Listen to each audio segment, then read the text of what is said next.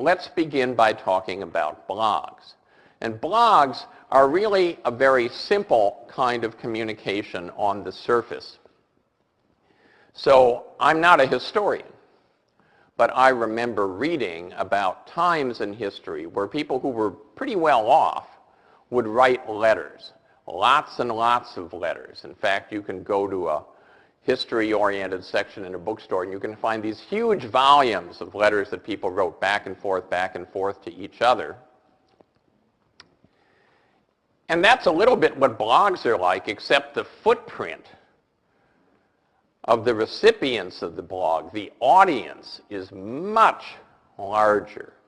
And the rate at which things interact is much faster, and the opportunity for people to provide different kinds of comments to sort of co-create responses to this is wider.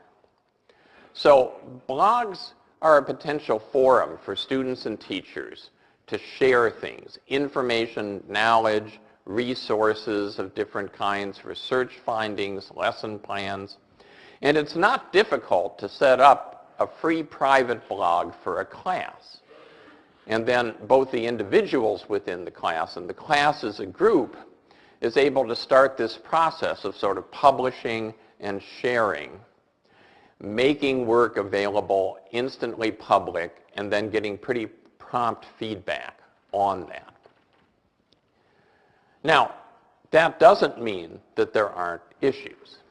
In fact, I don't blog, and the reason I don't blog is that I don't have the time. I really, truly do not have the time to sort of generate nice little well-thought-through things, pop them up on the internet frequently, look at what other people are commenting on it, and try to respond to that. I think it's great to do that.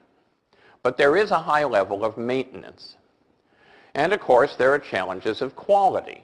I remember, and this is dating me, when Citizens Band Radio came out, and everybody was excited. Wow, people had this thing in their car, and they could broadcast to other people.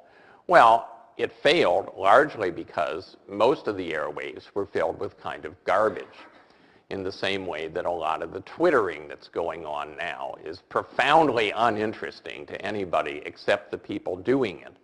So just because you're blogging doesn't mean that you're blogging wisely or that you're communicating knowledge.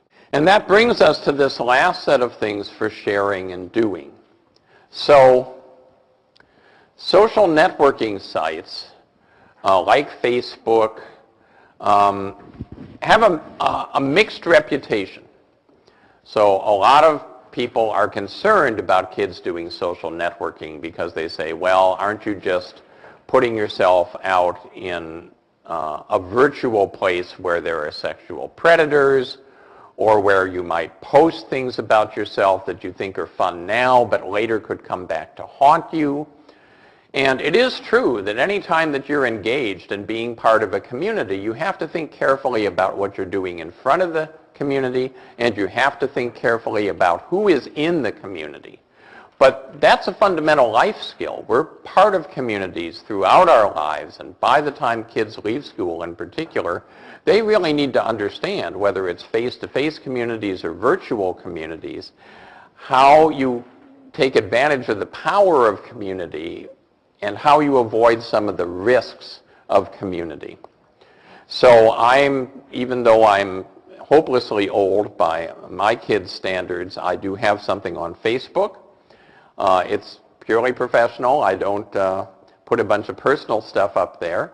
There are purely professional communities for social networking, like LinkedIn, that a lot of people are part of. Some conferences, and the California Computer Using Educators Conference is an example, are now creating their own social networks using tools like Ning that let you not just join somebody else's social network, but really create your own. So if you've always been a big fan of Scooby-Doo and you want to create a social network that's based around that, Ning would be a good tool to do it. And in terms of educators in particular, if you want something that's more oriented towards educational sharing, Classroom 2.0 is a nice example of a social network for doing that. And I think the key issue here is social.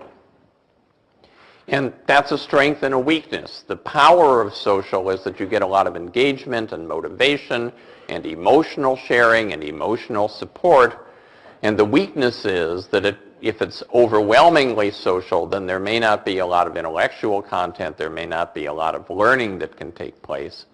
And of course, if these communities get really large, then they become overwhelming.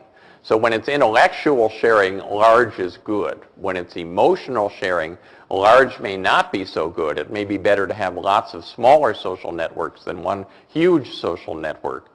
Because if you have 350 friends, you're not quite sure what to do with any of them. And then finally, and this is the punchline really, collaborative social change communities that are starting to form. Many of my students were at Harvard because they care about social justice. They really want to use education and technology to empower people across the world who are now not empowered in the name of equity and in the name of justice and in the name of common good.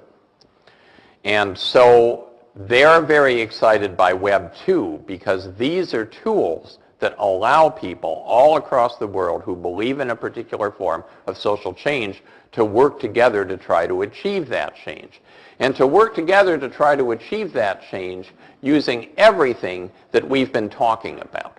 Using every kind of knowledge and sharing creation tool together, each tool for its own best purpose, to try to make a real difference in the world. And I've listed a lot of communities here. I'm not going to click on them and bring them all up. They all have similar themes. Some of them are relatively specific, like the Digital Divide Network, which is people trying to reduce the digital divide all across the world. Some of them are more general, like Idealist, where it's people that have visions of how to make the world a better place, and they're trying to recruit other people to work with them to be part of those visions, acting out of nonprofit kinds of organizations. When I showed the video at the very beginning, and we talked about the 21st century and how we're not doing a good job of preparing kids for the 21st century, it seems to me that at every level of education, including relatively young kids, and certainly all the way up to students in high school and college and graduate school, they should be doing collaborative social change as part of their academics. I don't care so much what the collaborative social change is about. I'm not trying to push any particular ideological agenda here. But if we want adults who understand how to use powerful technologies to work together to make a difference in the world, a world that all of us are increasingly feeling is dangerous, unstable, uncertain, and faced with enormous challenges like the global financial meltdown and global climate change and international terrorism. We can't just send kids out of school with a bunch of content knowledge in the disciplines and a bunch of recipes in the state standards and expect much to happen. What we're talking about today is the stuff that is not stressed in the state standards, the stuff that is not on the high-stakes tests, but it's the things that are really important. And in a sense, the material in the state standards and on the high-stakes tests is foundational for it. But in and of itself, it's not enough. And so what I think will be particularly interesting 3, 4, 5 years down the road as these Web 2 technologies mature, continue to evolve, continue to interrelate with one another, how powerful some of these communities can become, and how much that offers us the chance to do a very different kind of education, where kids come into school because it's a place where they can learn how to make a difference in the world, a difference that they believe in, a difference that's authentic, a difference that helps others, and then the academic knowledge that they're learning is all in the service of that, rather than the academic knowledge being, in a sense, disconnected from anything except getting grades and preparing yourself for the next level of schooling. So that's what makes me excited about this stuff. Thank you very much.